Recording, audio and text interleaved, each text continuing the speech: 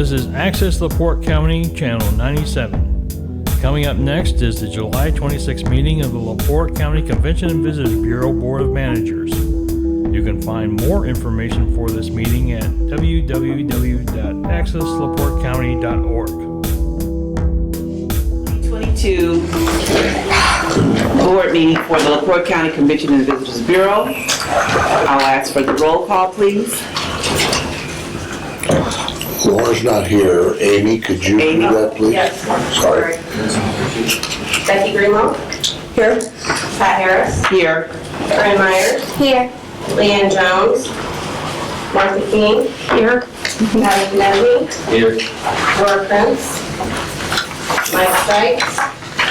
Doug Waters. Here. Okay, we do have a quorum. Do you have any public comments at this time? Hearing none, I'll ask for approval of our June 28th, 2022 minutes. Motion to approve. Second. We have a motion by Mr. Waters, a second by Mrs. Greenlaw. Any questions?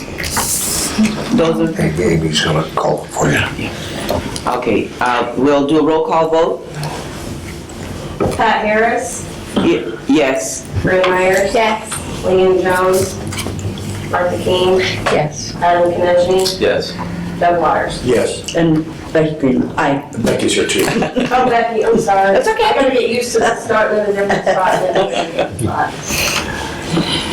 Okay, and with that, we'll begin our reports. I'll start with the President's report. Just to give you an update on the Fairgrounds Management and Events Corporation. We got the sign up. And I don't know if you saw the ribbon cutting that we did out there the day before the fair opened, which was, I thought, very appropriate.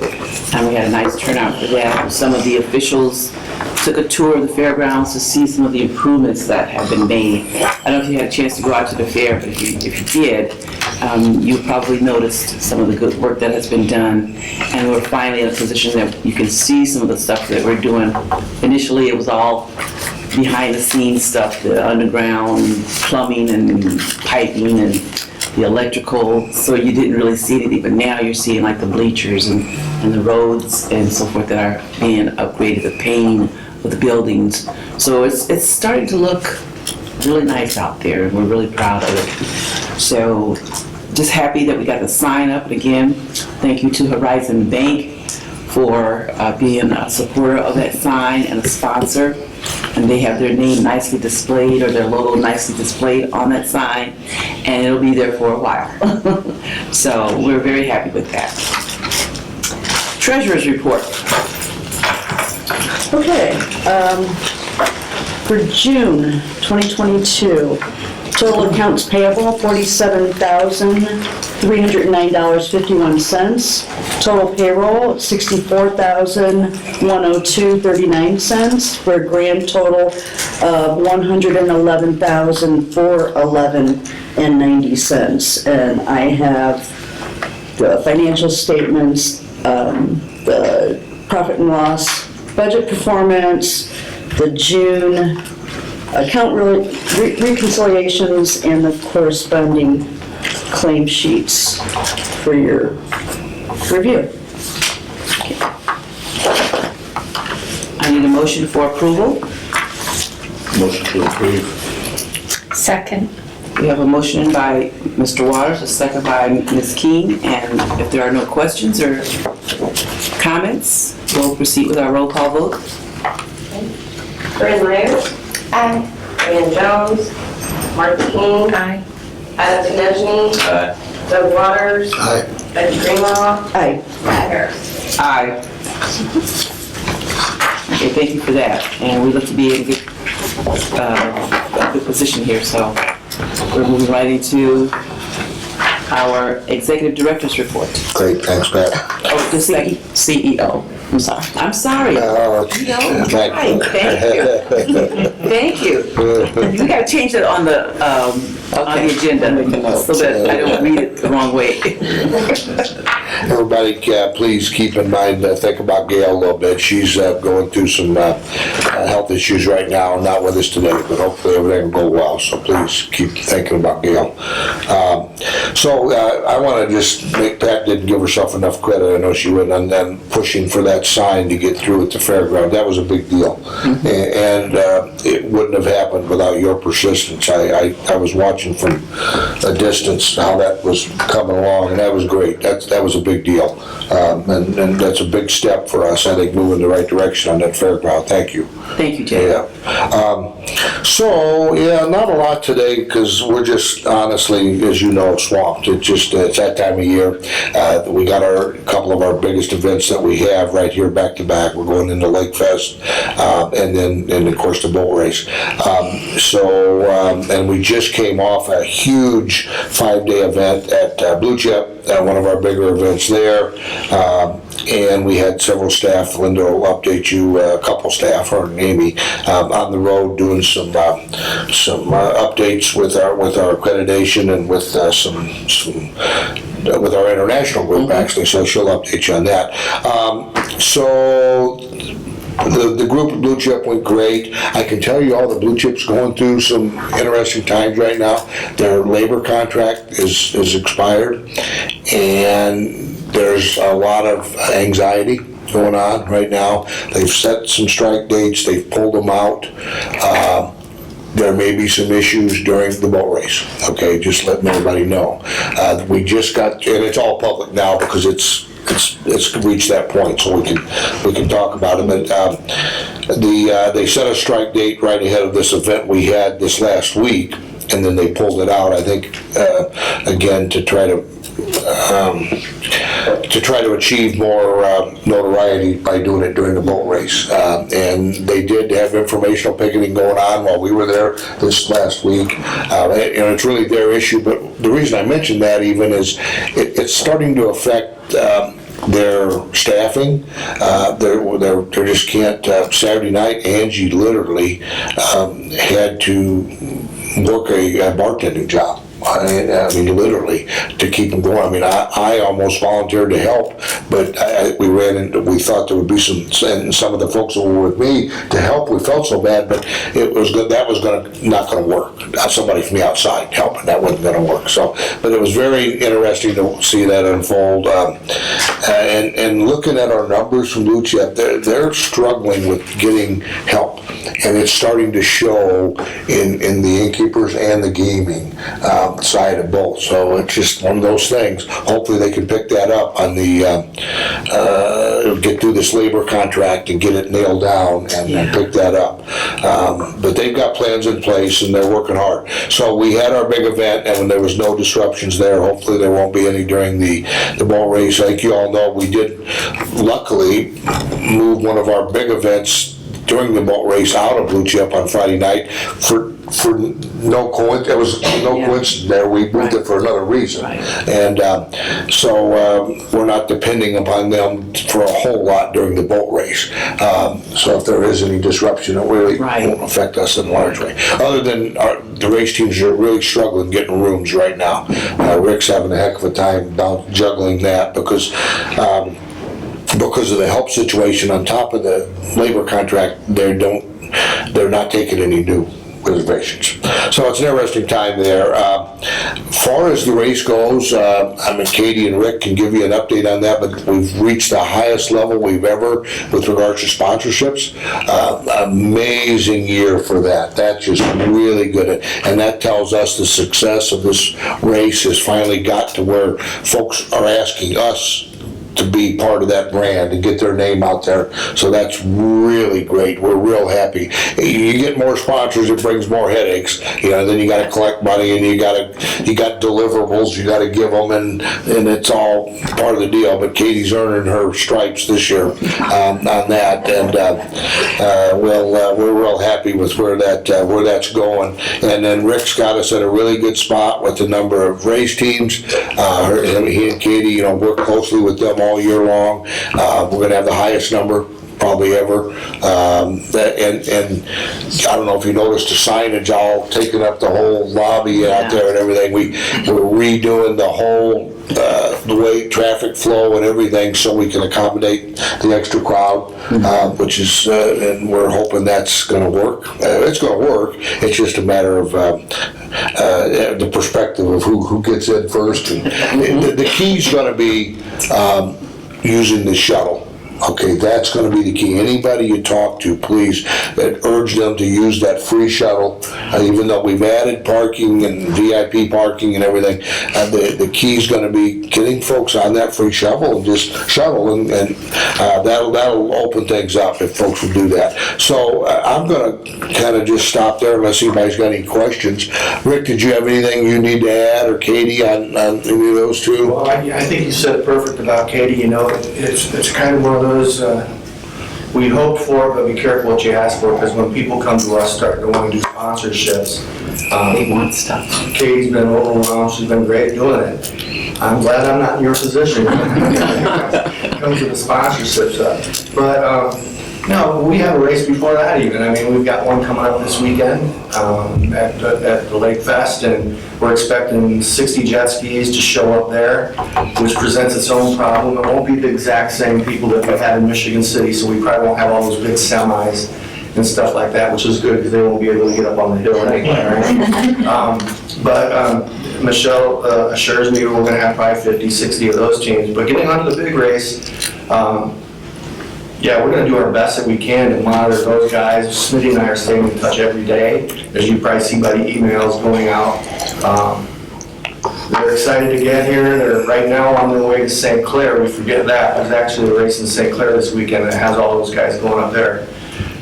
Several of the big boats, which are considered the P1 boats, I'm talking, you know, the Geico size, Billy Moth size, and some of those super stocks, aren't going to St. Clair, so they're on their way here. B&E Marine is going to put them up there until we can get into the park on Wednesday. But it's going to be an anxious 10 days or so from here on out. I can't wait until August 9th. But look, man, it's like a big deal. I love doing it too. So. Are there any new ones that are kind of like a headliner or name? Well, the Geico boat is now Husky Chocolate. We have a new X Insurance boat that's coming in. They're doing some What's that? sponsorship stuff. X Insurance, which is a new boat that Katie's been working with. They're doing some sponsorship stuff. I think from a boat standpoint, a boat count standpoint, we're looking at Class 1 is the largest boats. Those are the headliners, basically. I think we're looking at 5 or 6 of those, which in the past we've had 2 to 3. And then Billy Moth's class, which is called Super Cat for OPA, we're probably looking at 7 or 8 of those guys. And then the super stocks, we're probably looking at 13 or 14. Those are the big boats, and that's what causes us grief in the pits, is trying to figure out where they're all going to go. Oh. So, and in addition to that, you know, then Smitty brings his P1, his class boats. They're called bracket boats. Where are we going to put those 40? You know what I mean? So it's a good thing to have, and you know, we don't have the skis during that race, so there's going to be a little more space. Good.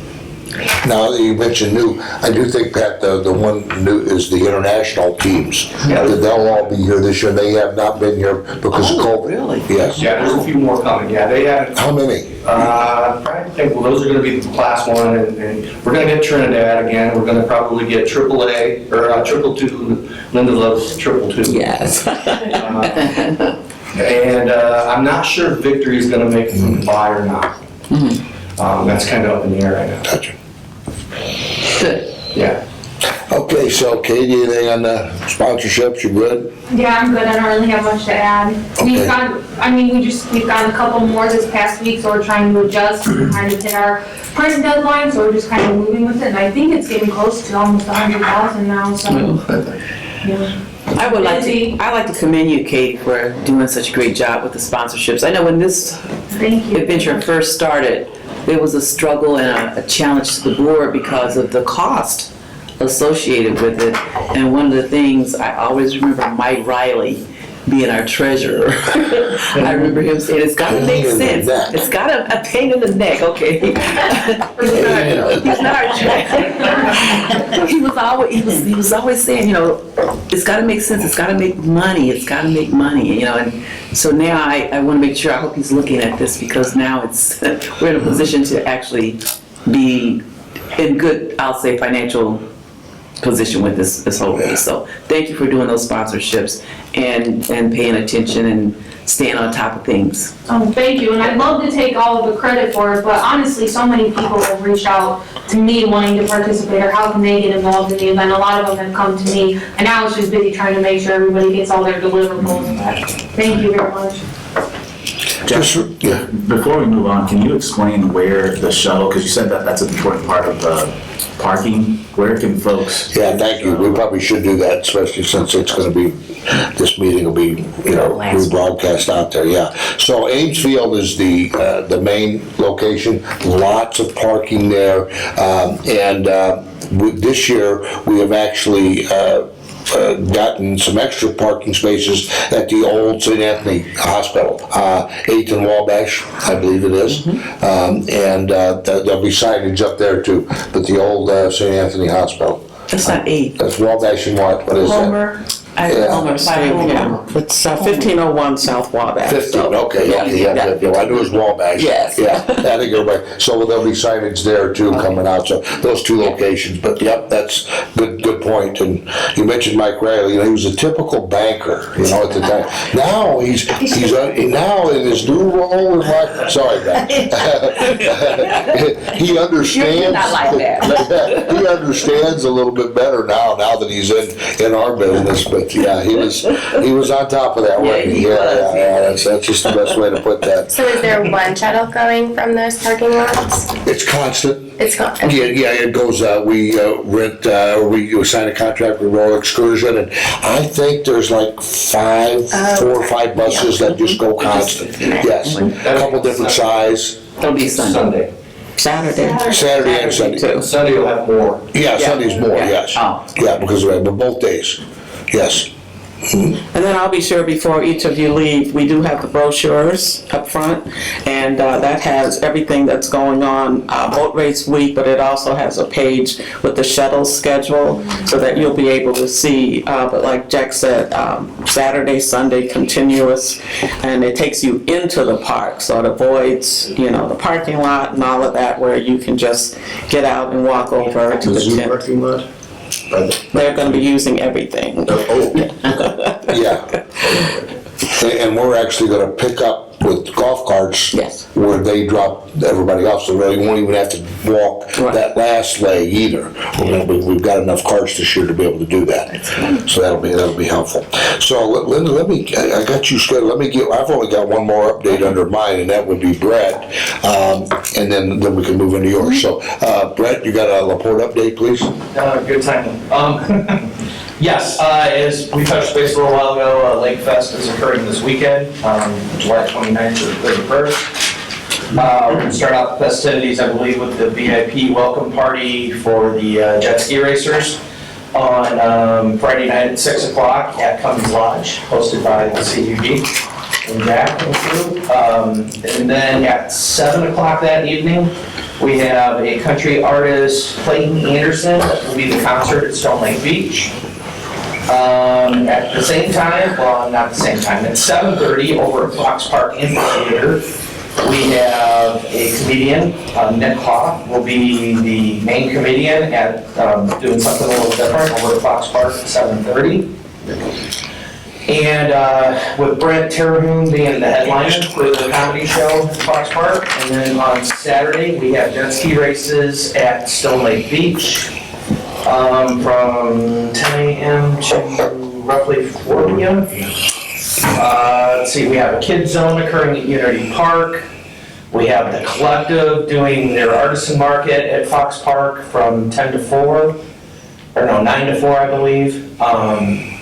Then we have the 80s hairband tribute that's going to be at Fox Park that evening. We have the Venetian Boat Parade that's gonna be on Pine Lake, hosted by the LaPorte Lake Association and the LaPorte Yacht Club.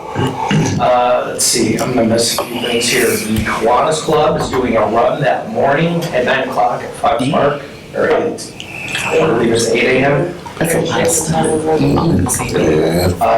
see here, what else do we have going on? We have a downtown block party on Friday night as well, being hosted by the co-op shops. And an artisan market there as well. And then on, let's see, then Saturday night, we have the 80s tribute band like we mentioned, and we will have fireworks over Clear Lake. And then on Sunday, we have the Aqua Cross jet ski races championship from 10 a.m. to 4 p.m. And then we have Fiesta del Lago. We're gonna have some Latin music, Latin dancers, food trucks, etc. over at Fox Park from, I believe, 1 to 4 that afternoon. So we have a jam-packed weekend. All these events are free to attend for the public, except for the VIP event on Friday evening. And then we go into, let's see here, get my dates straight. We have our first movie night downtown at Plaza 618 this evening, starting at about 8:15 for parents if they want to bring their kids down. The movie's Luca, I'm sorry. I feel kind of loco. Let's see, August 12th, we have the night bike ride for the LaPorte Park Department, as well as in Canto will be the movie night at the same time. Both of those are launching at the Civic Auditorium at the outside lawn there on the south side of the building where the tennis courts used to be. And then on August 19th, we have the Jimmy Buffett Tribute Band South of Disorder coming in out of Chicago. And we're doing our Cheeseburger in Paradise Friday Night Live event downtown. We expect that to be the biggest yet. The Taco Fest we had on July 8th was a huge success. We had over 1,000 people downtown.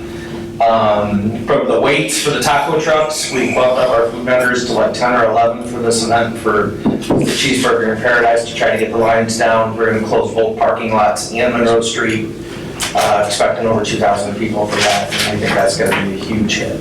So we got a lot of things going on, and then once we get into September, the Civic's going to be bustling with more events, such as the Cornerstones of Rock. We have on this September 30th, on September 24th, we have RPM 45 coming in for a concert from Dave Lowry Productions. The Cornerstones of Rock is a Frank Show production. Let's see, Saturday, October 8th, we have the Purple Experience coming. The world's only licensed Prince tribute by the Prince Foundation. They are amazing. Our sound guy just did one of their shows, Sound and Lighting. They'll work that show up in Michigan, and he texted me to say, you guys are gonna absolutely love these guys. They are amazing. Tables are going fast for that one. They're all sold out. So lots going on in the board, and excited to bring it to the community. Yeah, great, good deal, thank you, Rob. So you said, so I know, has there been the mayor and I were doing some texting over the weekend about the basketball event, and he seemed to think that you were still negotiating a fall game. There is some work being done on a fall game. A pleasant problem to have is we are booked solid every weekend, basically through January, 8th right now of 2023, except for Christmas weekend. So we're trying to find a weekend where we can get, Lalamere is negotiating with us on a big team that's coming in from the southeast of the country. And the date they were looking for currently has a wedding scheduled, but we're trying to come up with a compromise that might work. Yeah, he said we're canceling the wedding, that's what he, that's the way I read the text, so I'm warning you right now. To my wife, it's her daughter's wedding. That's why I'm giving you a heads up right now. You better check with Mayor Tom. Wow. No, he, Giving him the same information. seriously, I think, it's important, I think, to all of us that we get that early game from a marketing standpoint. absolutely So we could, right, One so of the please. things to point out to everyone though is like, if you want to do an event with us, plan ahead. Yeah, that's a Like, good we thing. are looking up pretty quickly. And I guess one other thing to note too, we're still going through, we're finishing up a roofing reconstruction at the Civic right now, which is adding insulation, which is something that building has not had and desperately needed. And then the other thing is we're looking from July 1st of 2023 through August 31st of 2023 is a possible close down time to finish some renovations that are still in the finalization of being done, are approved by various entities, including the Board of Works and City Council, but we're hoping to complete our HVAC and air conditioning upgrades and installation, as well as seat replacement during that time. So it will be a very busy time for us. During that time, we're hoping to do a concert sponsored by the Civic at Fox Park to help with revenue, but we're gonna come out swinging as soon as September hits next year. So if you have things you want to book with us January through May of June of 2023, please give us a call as soon as possible because we are starting to fill up that as well. Good deal, thank you. Okay, Linda and Dale, you got Michigan City update and a Yes. marketing update. Yes, and community just to relations. tag in with Brett, Dale and I will definitely be at the Purple Rain concert. We're looking, We have some tables already set aside for you. yes, and we are looking at some I should purple. say There you go. Thank you. Yeah, we're shopping for some purple attire now and really play it up, so. It's gonna be fun. Yeah, we're gonna enjoy it, so thank you. Oh, yeah. And since we were talking about boat race and all of that, I just want to, like everyone else has commended Katie, I've watched her running up and down the hallways trying to find things and be sure. So she, last year was a first for her. This year, she's on it, and with the boost in sales and everything, she's just done an awesome job. You'll notice when the thank you banner comes out, which is right now at Repro, we had so many sponsors that we had to kind of edit because it took up almost over half of the banner and we didn't have the thank you available. So we're going to look at doing some other things, expanding the banner or something else for next year. But she's done an awesome job that our entire team has. I mean, this is our time of the year. And we just, everybody jumps in between Aquacross and then the Grand Prix. But, and then mentioning just Scott and Chelsea, who are awesome with everything else because they're going to be the ones putting all the signage out and so on and going back and forth, and Chelsea with the Royal Excursion with all the shuttles. It's a team effort, so we're all in there, and our CEO leader is we're trying to make him proud, and he knows that we go through this every year, but it changes every year as well. So we want to thank our board for all your support. I've asked Dale to come up for the community side and talk about an event she attended in Porter County and represented the CVB. So Dale, can you do that? Sure. I'd like to talk to you about what I've been doing over the last month. First of all, I was chair of the Levesque Center's Art Bash. Becky, I saw you there at the time. We raised over $70,000, which is great for not having it live for the last couple of years. We did it in power raises and table sponsors. So we really had a great time. And one reason I really enjoy raising money for the Levesque Center is the outreach that they do for our community's children. They do after-school programs. They have pop-ups in different communities for children. And anybody that can't afford an art class, the Levesque Center pays the teacher for that class. So that's why we're always out there trying to raise money for them. Another thing that I did was the Dunes Arts Theater Gala. We raised a lot of money there, and if anybody hasn't been out to the Dunes Theater, you should really go out. We've been doing a lot of renovations there, and right now they have, it's Grand Night for Singing. And the actors that they have are absolutely wonderful, so check that out. Tickets are only $20, and you have a fantastic evening going out there. Another thing that I'm involved in is Scope Fusion. I'm on the Michigan City Public Arts Committee, and Scope Fusion, which is we lease sculptures and put them in the downtown area in public spaces. There's an app called AutoCast, which you can download on your phone. If you walk up to the sculpture, it tells you exactly who made that sculpture and what the artist was thinking about. So that's going to be August 3rd at 5:30 at Agave Mansion, and you're all welcome to come. And the thing that Linda was talking about was at Indiana Jones Welcome Center, and it was a kickoff for their Indigenous Cultural Trail. It's an amazing trail, and they actually have someone from the Miami and the Potawatomi indigenous tribe to talk about how they were in this area from around the 1700s, and they talked about how they migrated into Ohio. They also had the Potawatomi indigenous people there for a dance, so it was a wonderful thing to attend. And if you haven't been over there in a while, go over and take a look, because it's really great. That's it. Thank you, Dale. Any questions? Okay, then I'll just move on.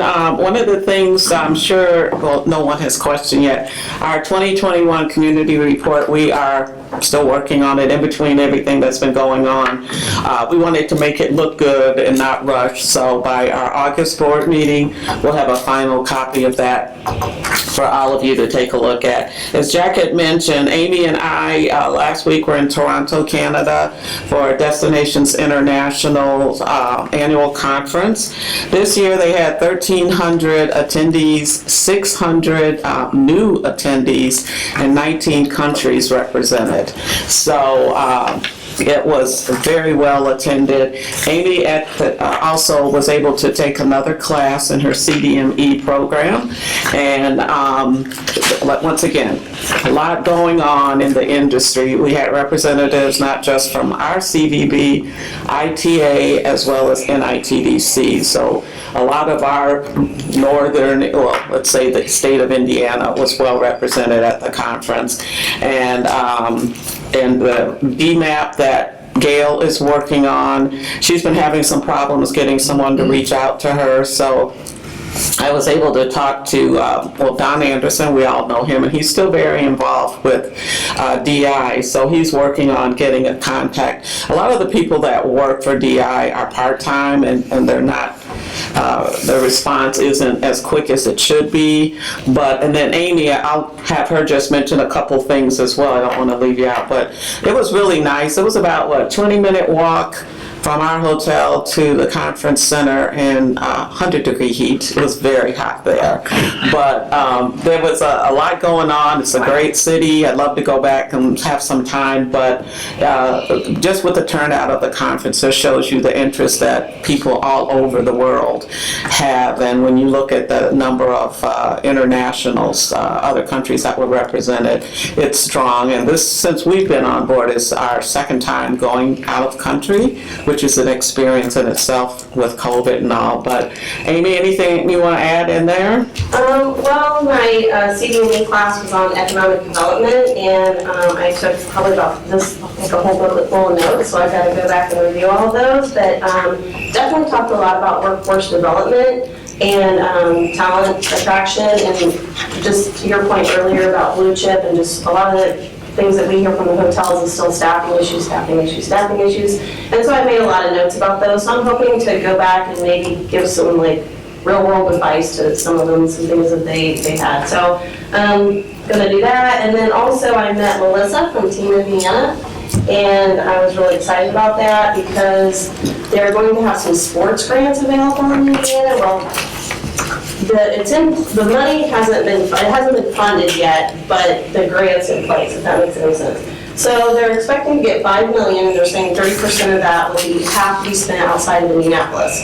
So that's just something I'm excited about. I'm gonna reach out to her, we had a discussion about it, so hopefully that's something that we can tap into in the future. Get some money. So that's it, basically. We took different sessions and just really wanted to do it again, took a lot of notes, so that's it. Okay, thanks, Amy. She was sweating too, not just me. It was very hot.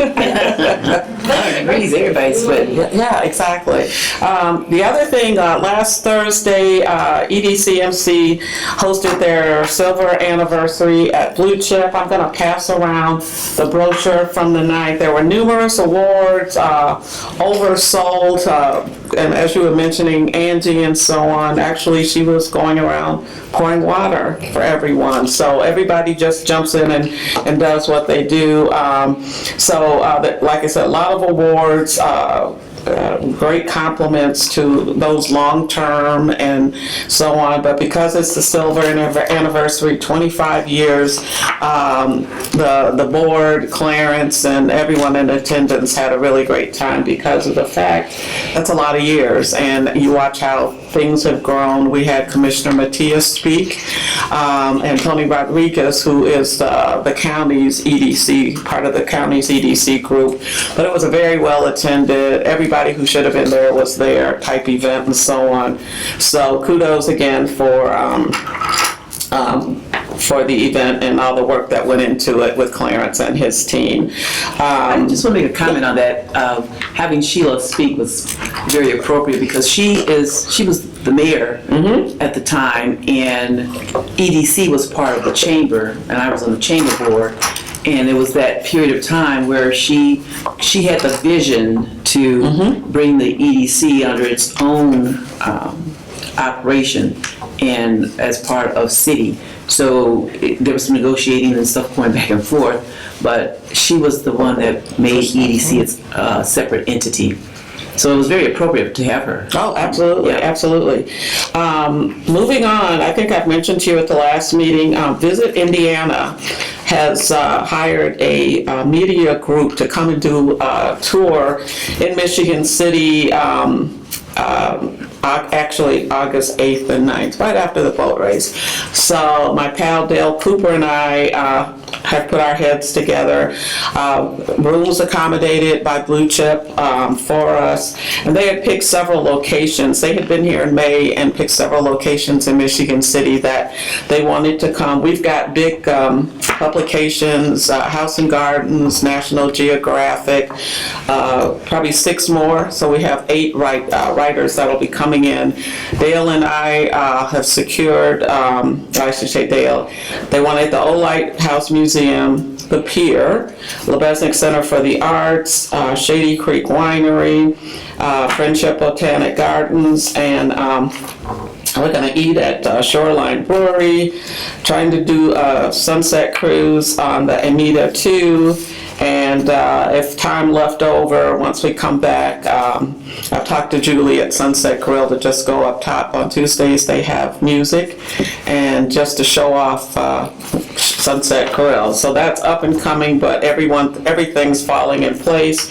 We also have We Create, who was hired by the state this year to do their marketing campaign, has reached out, and I'm gonna follow up with them, but they're gonna come out and do some footage as well with the drone so that they can take that back to the state and have our boat race on the state website. So we're real excited about that.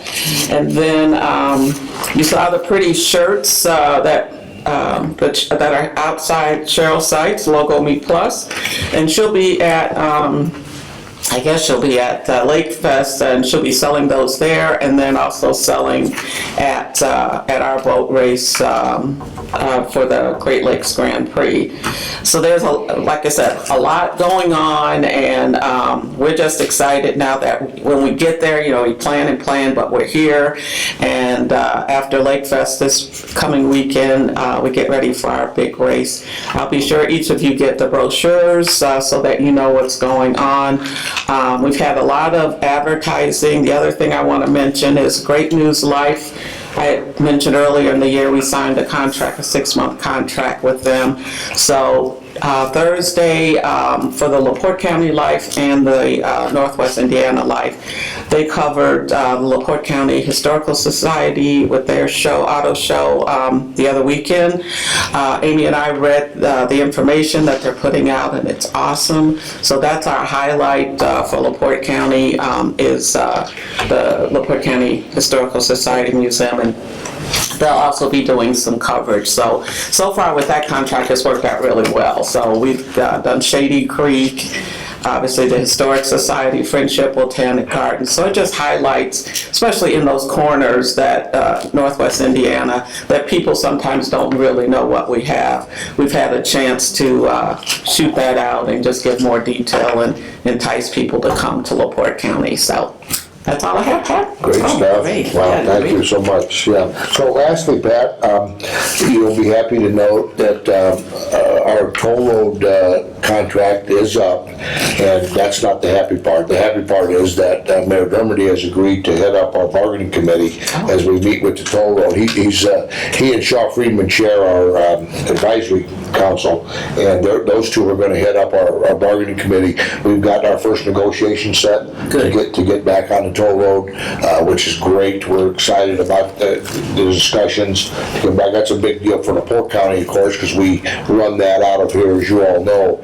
But to be able to keep that service contract on the toll road is a big deal. So we start our first negotiations on the 12th, I believe, and then lastly, I know you'll be glad to hear, I've got a meeting this Thursday with the new CEO for Lake County CVB, and we're going to talk about collaboration and how we can work together, which is a whole new concept with Lake County, and I know you'll be happy to Glad hear to hear that, So, yes, we are. especially some of you that have been around a while that understand, that recall that. So it's a great time to be able to meet with Dave and his staff over there, and the great things he did when he was mayor of Crown Point, and we think it's going to be a great relationship now moving forward. So that's my update.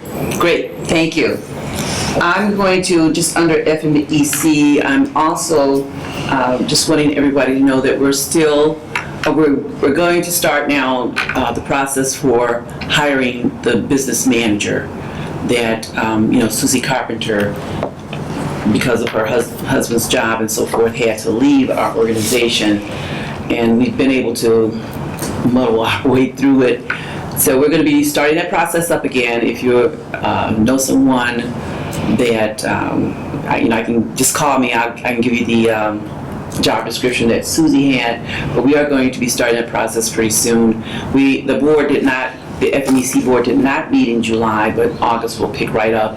And that's going to be high on our agenda for going forward, because we do need that position in order to have those major events booked out there at the fairgrounds and help with the financial stability of the organization. So just wanted to make you aware of that. Do we have any unfinished business? Lease, we're It remains unfinished. We have ideas regarding that. Whenever we have an update, we'll bring it before the board, but at this time, there's nothing to report. nothing yet. Okay. Well, I guess that's good news and bad news, whatever. Any new business? Anyone? I just wanted to say, when the meeting's over, if you haven't talked to me, board members, about your VIP tickets or t-shirts, please do so. So I can know what you need there. Everybody got that? Any other new business? Board comments? I have one. This Saturday, the citywide back-to-school rally for Michigan City.